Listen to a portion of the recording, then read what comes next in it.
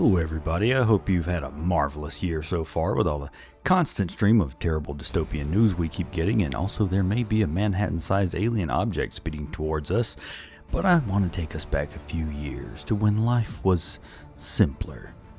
1993. Bill Clinton became the president. The Cowboys won the Super Bowl, the World Trade Center was attacked the first time Mighty Morphin Power Rangers first aired, and also Bill Nye the Science Guy. Waco happened. The Iraq and Kuwait conflict ramped up. Okay, maybe life was not so simple then either.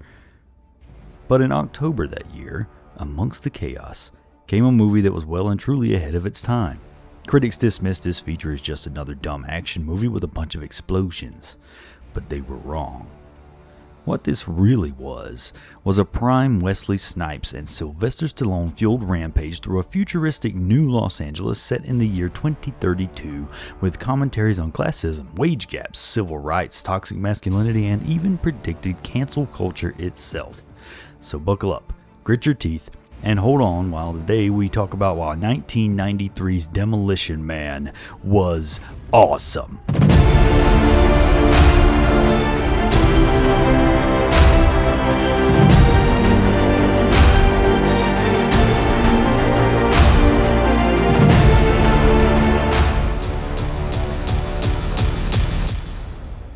We start in the year 1996, and everything is exploding.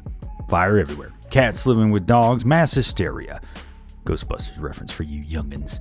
Anyway, now we get to Sylvester Stallone's massive muscles, and he's wearing a beret for some reason. I've never understood the beret thing in movies and video games. Like, dudes are always wearing berets to fight in, and I was in the military for 12 years, and not once did I wear a beret while some crap was going down. Anyway, Sylvester Stallone plays a loose cannon cop. Of course he does. And his name was John Spartan, and if that doesn't just spray testosterone in everyone's eyes, I don't know what will. He's after Wesley Snipes. I'm sorry, Simon Phoenix. Another guy who was apparently named by someone on a steroid-induced rage. Phoenix has hostages in a crumbling building, and Spartan has been called in to save the day. Look how evil Phoenix is. He has a knife with a skull on it, which he uses to stab barrels full of gasoline while smoking a cigarette. He even has a maniac laugh while everything is on fire. It's awesome. Phoenix sets everything on fire, tells Spartan the hostages are gone, and gets his butt kicked, and then he gets saved while the entire place falls to the ground. Unfortunately, there were hostages, and now they're all burnt and crispy pancakes. And that's precisely why John Spartan gets the same punishment as his maniacal, psychotic counterpart. They're both sent to the cryo prison to be cryogenically frozen. That was like a big craze back in the 90s for some reason.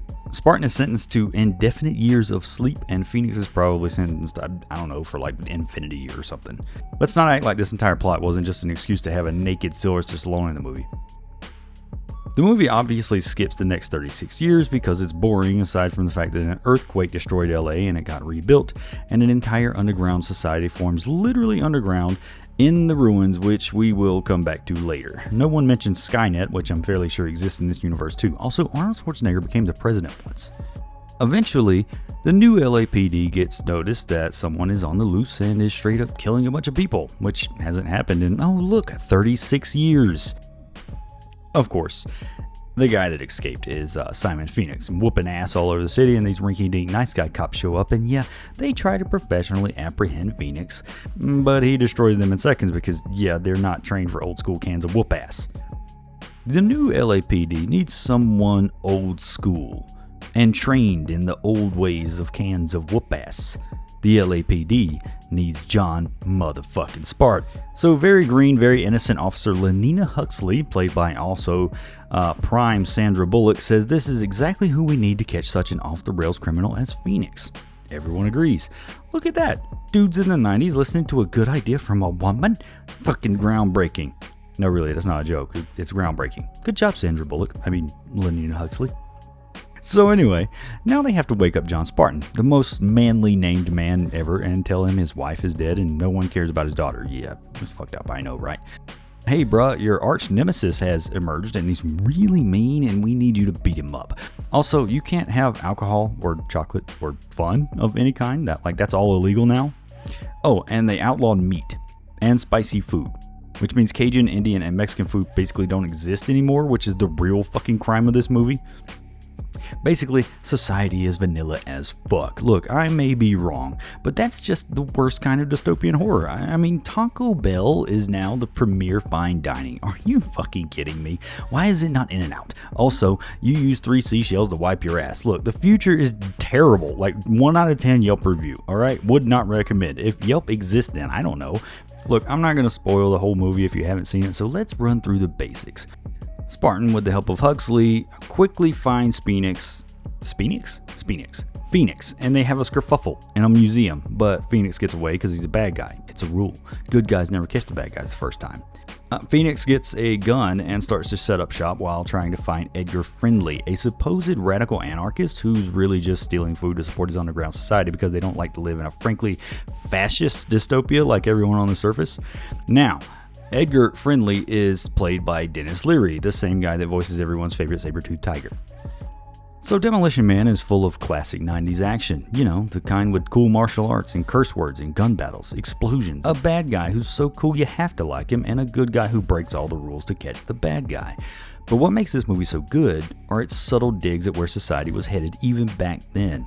It predicted the rise of government overreach, such as implanting tracking chips in everyone and making everything that gave us a personality illegal, such as cursing, human touch, sex, pregnancy, and abortion are illegal. Sugar is illegal, and so is alcohol and all drugs.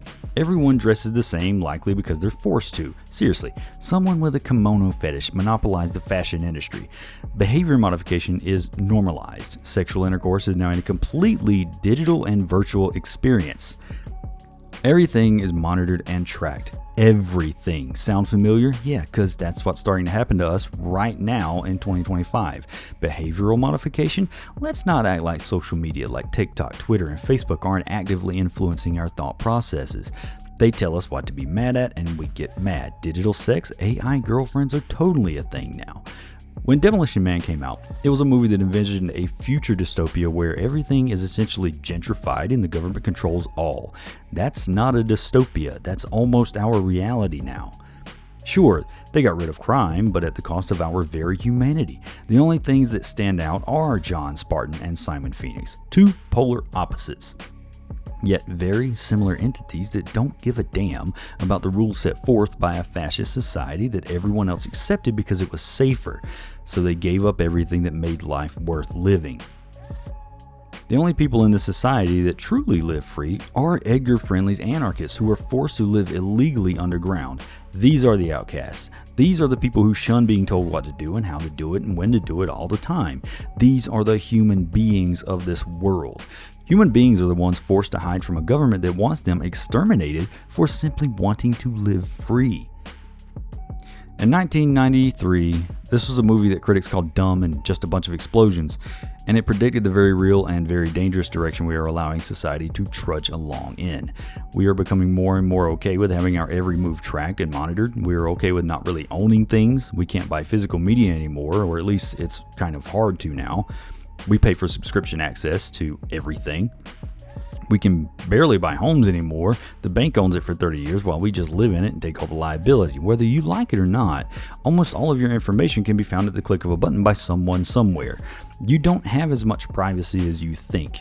You don't have as many rights as you think. Demolition Man, in 1993, predicted a 2032 that seemed absolutely wild at the time. But here we are, just a little over 6 years away from it, and that crazy dystopian world is seeming more and more realistic the closer we get.